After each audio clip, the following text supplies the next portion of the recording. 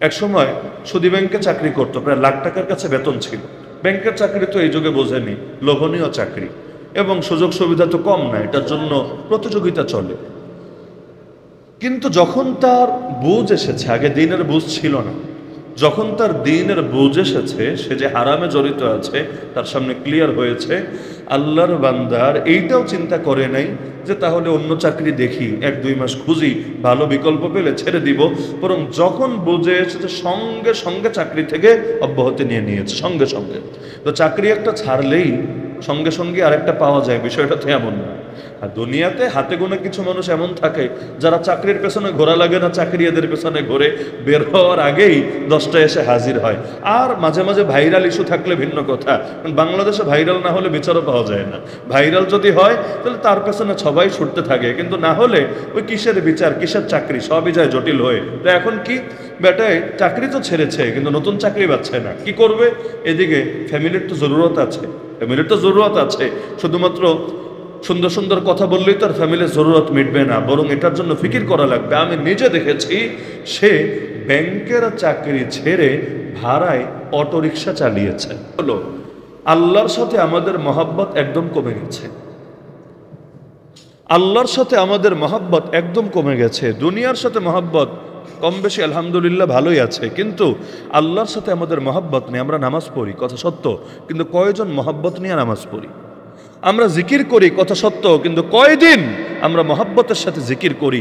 আমরা এবাদত করলে এবাদতটা চাপ মনে হয় আমাদের কাছে, দান সৎকা করলে, জাকাত দিলে এটা চাপ মনে হয়, নামাজ পড়লে এটা একটা চাপ মনে হয়। অথচ এবাদত তো হওয়া দরকার ছিল মহাব্বতের সাথে। আমার নবীজি দেখেন না, সারা রাত দাঁড়িয়ে দাঁড়িয়ে এবাদত করেন, কেন? তার কি জাহান্নামে যাওয়ার ভয় আছে? তার কি জান্নাত হারানোর কোনো আশঙ্কা আছে? না। কিন্তু মহাব্বত যখন দিলে থাকে তখন মানুষ নফলও ছাড়ে না, আর মহাব্বত যদি দিলে না থাকে মানুষ ফরজটাও ঠিকমতো আদায় করে না। আমি বাংলাদেশে এমন আলেমকেও চিনি, বছরের অধিকাংশ সময় সফরে থাকেন, কিন্তু আলহামদুলিল্লাহ সোমবার আর বৃহস্পতিবারের রোজা কখনো ছোটে না। অথচ সোমবার আর বৃহস্পতিবারের রোজা কি ফরজ না ওয়াজিব? ফরজও না, ওয়াজিবও না, সাধারণ সুন্নত রোজা, সাধারণ সুন্নাত। সুন্নতে মানে একদম গুরুত্বপূর্ণ সুন্নতে মুআক্কাদা এমনও না, বরঞ্চ ঐচ্ছিক সুন্নাত। যদি পারে আমল করে সব পাবে, আমল না করলে কোনো গুনাহ হবে না। কিন্তু আলহামদুলিল্লাহ আমি নিজে সাক্ষী, তাদের সফরের মধ্যেও আলহামদুলিল্লাহ সোমবার আর বৃহস্পতিবারের রোজা মিস হয় না। অথচ এই যে রমজান মাস চলে গেছে, অনেকে ঠিকমতো ফরজ রোজাগুলোও রাখতে পারে না।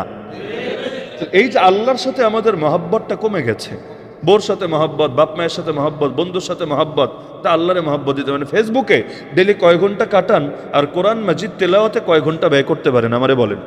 ফেসবুক চালাতে বিরক্তি লাগে না? রাত্রে 10টার সময় মোবাইল নিয়ে শোবেন, কোন দিকে 2টা বেজে গেছে আপনি টেরি পাননি, কি হয় না এমন? কোনো বিরক্তি নাই, কোনো ক্লান্তি নাই, এমনকি চোখে ঘুম তাও না, ওইটার দিকে আপনার মনোযোগ।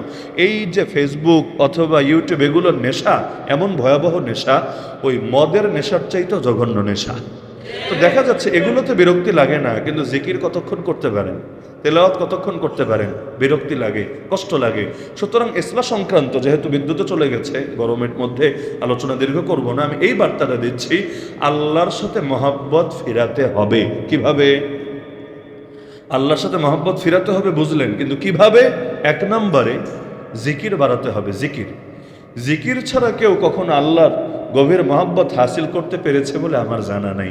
জিকিরটা করতে কষ্ট হবে, এটা মাইনা নেন, শুরুর দিকে কষ্ট হবে, কিন্তু কয়টা দিন নিয়মিত করেন, ইনশাআল্লাহ শরবতের চাইতেও মজা লাগবে। শুরুটা কষ্ট, এটা ঠিক।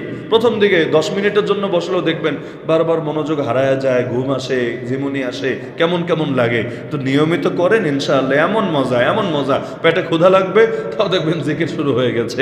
শরীর অসুস্থ, ব্যথা অনুভব হচ্ছে, দেখবেন জিকির শুরু হয়ে গেছে। আল্লাহ এমন মজা ঢেলে দিবেন জিকিরের মধ্যে, জিকির না করলে ঘুমও আসবে না, ভালোই লাগবে না, ইনশাআল্লাহ সুম্মা ইনশাআল্লাহ এক পর্যায়ে এমন হবে। সুতরাং তাড়াহুড়ার কিছু নাই, কষ্ট হলেও শুরু করেন। জিকির করলে মহাব্বত আসবেই। আল্লাহর জিকির, নবীরও জিকির। নবীর জিকির কিভাবে? দুরুদের মাধ্যমে। জিকির মানে স্মরণ, নবীরও স্মরণ করব কিভাবে? দুরুদের মাধ্যমে। লম্বা চওড়া দুরুদ পড়তে যদি কষ্টও লাগে, সংক্ষেপে পড়েন, সাল্লাল্লাহু আলাইহি নবী ওয়াসাল্লাম, এটা বললেও তো দুরুদ হয়।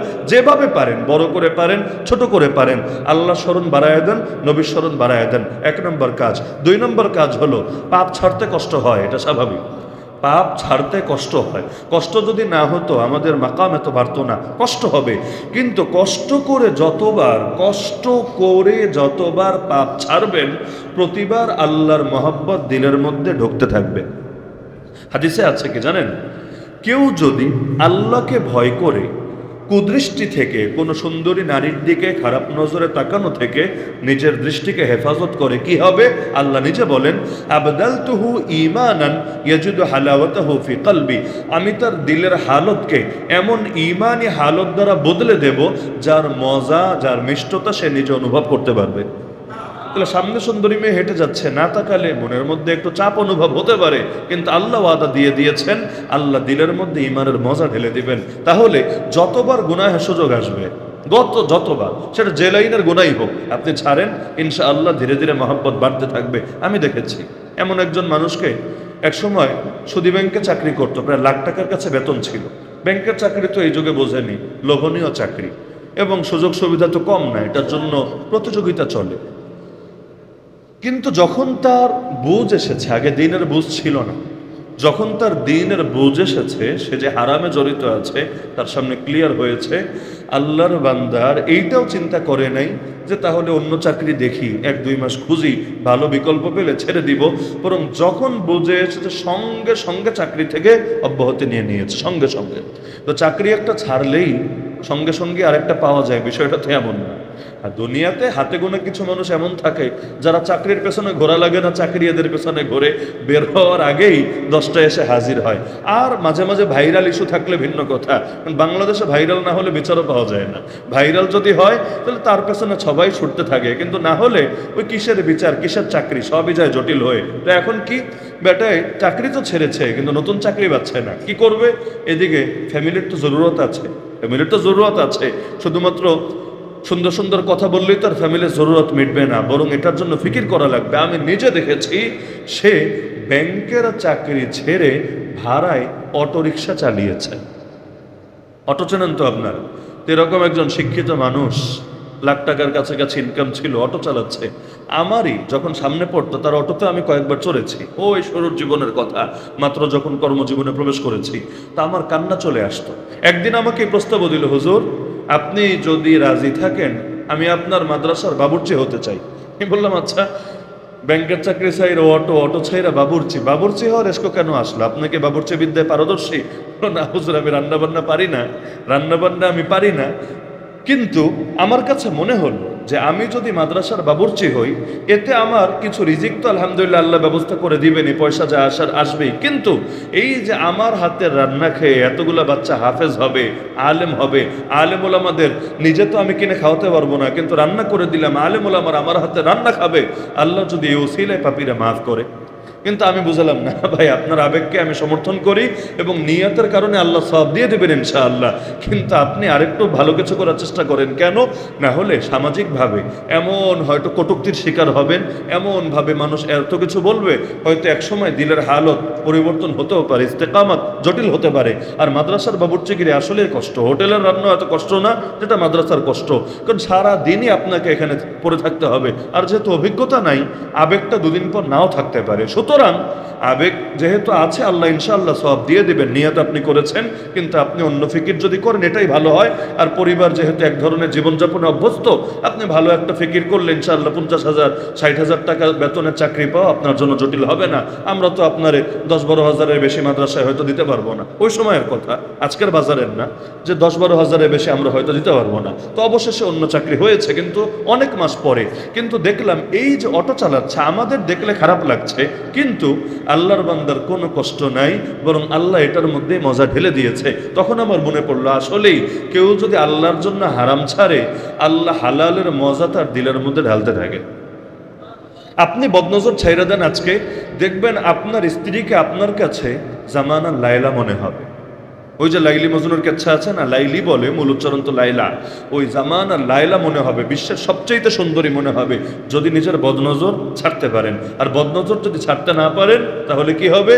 ওই বাইরে বের হলে তখন ভূত যেগুলো আছে এগুলোরও পুরোপুরি মনে হবে, আর ঘরে আসলে বিরানেরও পান্তা ভাত মনে হবে। এইটাই সিস্টেম। কারণ নবীজি বলেন, শয়তান নারী শয়তানের রূপ ধরে আসে, শয়তানের রূপ ধরে যায়, মানে বাইরে বের হলে ওই পর নারী যারা আছে এরা এত সুন্দর হয়ে আসে, এত সুন্দর হয়ে যায়, মনে হয় যে এইটাই লাগবে, এছাড়া জীবন আর চলবে না, অথচ এর চাইতে সুন্দরী নারী হয়তো তার ঘরে আছে। সুতরাং হালালের মজা পেতে চাইলে হারামের মজা ছাড়তে হবে। ওই সুদ ঘুষের মজা, চাঁদাবাজির মজা, দেখেন না চাঁদাবাজি করে লোকে এখন গণহারে, এগুলোর মজা একবার যে পেয়ে যায় ওই হালালের মজা তার দিলে থাকে না। সুতরাং আল্লাহর মহাব্বত পেতে চাইলে হারামের মজা ছাড়তে হবে, আল্লাহ তাআলা তার মহাব্বত আপনার দিলের মধ্যে ঢেলে দিবে ইনশাআল্লাহ। আর সর্বশেষ হলো, 1 নম্বরে তো বললাম জিকিরের কথা, 2 নম্বরে বললাম আল্লাহর জন্য কষ্ট করার কথা, কোরবানি দেওয়ার কথা। সর্বশেষ হলো যাদের দিলে আল্লাহর মহাব্বত আছে, যারা পাপ থেকে বেঁচে থাকে আল্লাহর মহাব্বতে, তাদেরকে বন্ধু হিসেবে গ্রহণ করা এবং অন্য যারা আছে তাদের থেকে নিজেকে ধীরে ধীরে দূরে সরাই আনা। ইনশাআল্লাহ এই উত্তম পরিবেশের দ্বারা, উত্তম সোহবতের দ্বারাও আল্লাহ দিলের মধ্যে মজা ঢেলে দিবেন। এটাই নিয়ম। আতরের দোকানে গেলে আতর কেনেন বা না কেনেন, কিছু খুশবু গায়ে লাগবেই।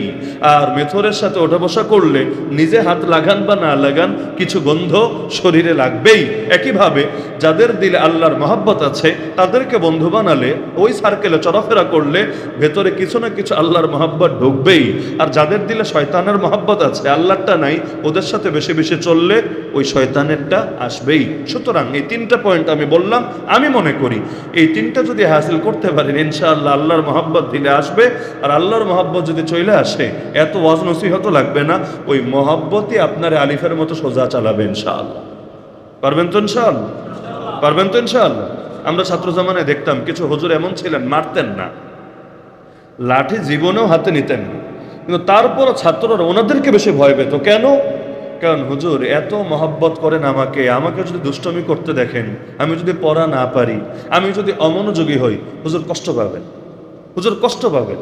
হয়তো সামনাসামনি দেখলে, দুষ্টমি করতে দেখলে উনি বকা দিচ্ছেন না, এইটা আরও কষ্ট লাগে। আরে হুজুর যদি একটা ধমক দিয়ে দিত, একটা মায়ের দিয়ে দিত, মায়ের দিয়ে যদি হুজুর কষ্টটা ভুলে যেত, এটাই ভালো হতো। কিন্তু দিলের মধ্যে হুজুরের যদি কষ্টটা থেকে যায়, হায় রে, কতই না আফসোসের বিষয় হবে। এই জামানায় কিন্তু মাদ্রাসাগুলোতে বলতে গেলে লাঠি ব্যবহার হয় না, অধিকাংশ মাদ্রাসায় কিন্তু লাঠি ব্যবহার হয় না, কিন্তু এখনো পর্যন্ত স্কুলের ছাত্র আর মাদ্রাসার ছাত্রদের মধ্যে ব্যাপকভাবে আপনি বৈশিষ্ট্যগত পার্থক্য দেখতে পাবেন, অন্তত আদব কায়দার লাইনে।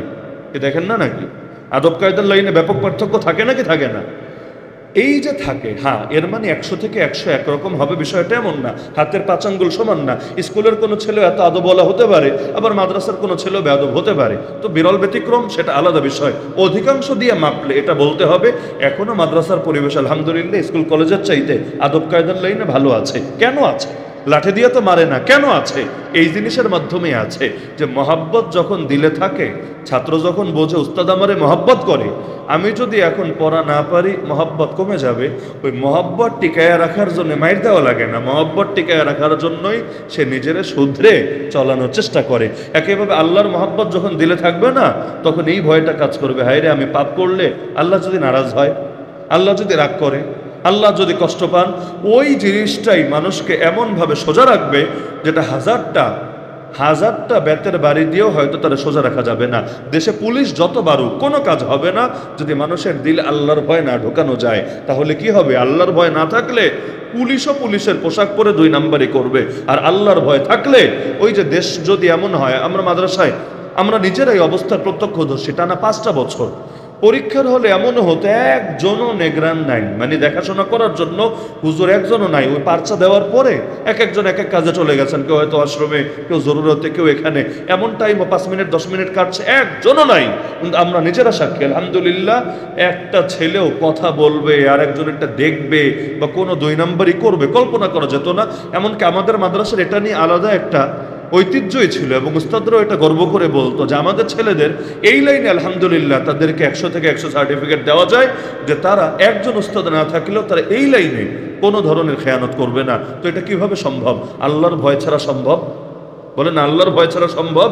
কিছুতেই সম্ভব না। সুতরাং আল্লাহর সাথে মহব্বত যদি করতে পারেন ইনশাআল্লাহ এমন সুন্দর একটা জীবন পাবেন, যেই জীবন এক জান্নাতি জীবন হবে, যাকে দেখলেও আল্লাহর কথা মনে পড়বে, যাকে দেখলেও আল্লাহর কথা মনে পড়বে। আল্লাহ তাআলা আমাদের সবাইকে এমন এক জীবন লাভ করার তৌফিক দান করুন। আমিন।